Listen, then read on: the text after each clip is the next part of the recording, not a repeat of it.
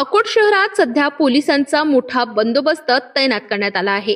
भाजपच्या शहराध्यक्षाला सिग्नल ॲपवरून आलेल्या कॉलमध्ये आमदार प्रकाश भारसाकडे यांच्याकडून 2 कोटी रुपये वसूल करून घ्या, अन्यथा परिणाम भोगावे लागतील अशी धमकी देण्यात आल्याची माहिती समोर येते आहे।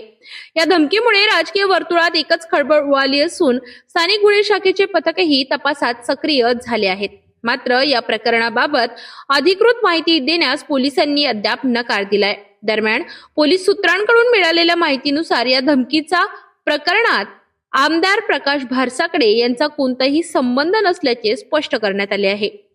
कोण आहे शुभम लोणकर? खंडणीची धमकी देणारा शुभम लोणकर हा अकोला जिल्ह्यातील अकोट तालुक्यातील नेवरी गावचा रहिवासी असल्याची माहिती आहे।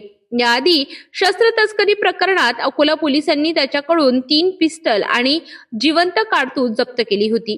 लॉरेन्स बिश्नोई आणि अनमोल बिश्नोई यांच्या संपर्कात असल्याचा आरोप त्याच्यावर आहे। तो पुण्यातील वारजे परिसरातून अटक झाला होता आणि त्यानंतर जामिनावर सुटल्याची माहिती समोर आली होती। त्याचे आंतरराष्ट्रीय गुन्हेगारांशी संबंध असल्याचा संशय व्यक्त केला जातोय। धमकी मिळाल्यानंतर संबंधित भाजपा पदाधिकाऱ्याला पोलीस सुरक्षा देण्यात आली आहे।